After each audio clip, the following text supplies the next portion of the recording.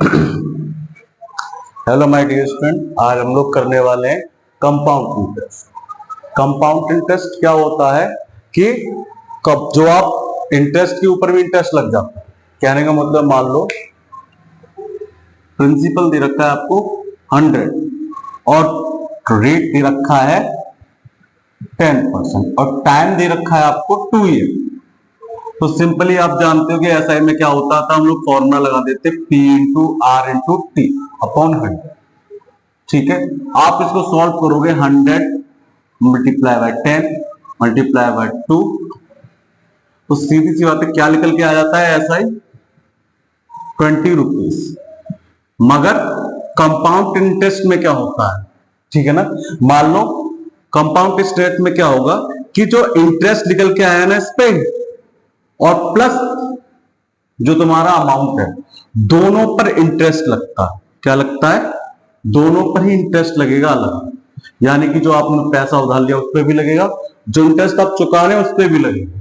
उसी को कह देते हैं हम लोग कंपाउंड इंटरेस्ट। ठीक है ना, हम लोग कंपाउंड इंटरेस्ट का फॉर्मूला देखते हैं। कंपाउंड इंटरेस्ट का फॉर्मूला होता है A P 1 plus R upon 100 bracket N. आप लोगों को पता होगा ए फॉर अमाउंट होता है, ठीक है ना, N for time, R for rate और पी फॉर प्रिंसिपल। ये इसमें जो चीजें लगी हुई उनका मतलब है कि मान लो इस बार हमने पी ले लिया है 100 और टाइम कितना है 2 ईयर और रेट कितना है 10%। अब कंपाउंड इंटरेस्ट में क्या होगा, पहली बात हम लोग क्या निकाल देंगे, अमाउंट निकाल देंगे, फॉर्मूले पुट कर देंगे 100 ब्रैकेट में 1 प्लस 10 और 100 और टाइम कितना दे रखा है हमें 2। आप इसे सॉल्व करेंगे 1 मान लेना है और एलसीएम आ जाएगा 100 और ऊपर चला जाएगा 100 प्लस 10 अपॉन 100, तो ये ऐसे आ जाएगा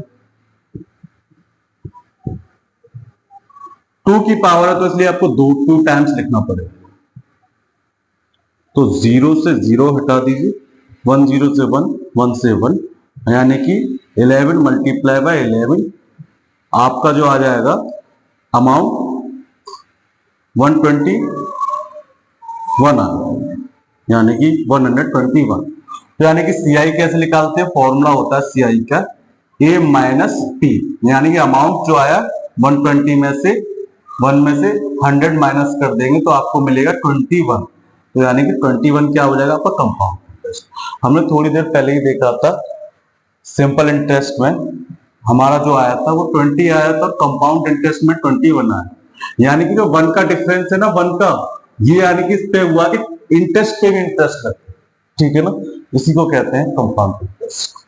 ठीक है, हम लोग एक और क्वेश्चन करेंगे इसके बाद, उसके बाद आपको अच्छे से और समझ में आएगा और डिफरेंट डिफरेंट क्वेश्चन टाइप के काफी क्वेश्चन करने पड़ेंगे इसको समझने। ठीक है ना।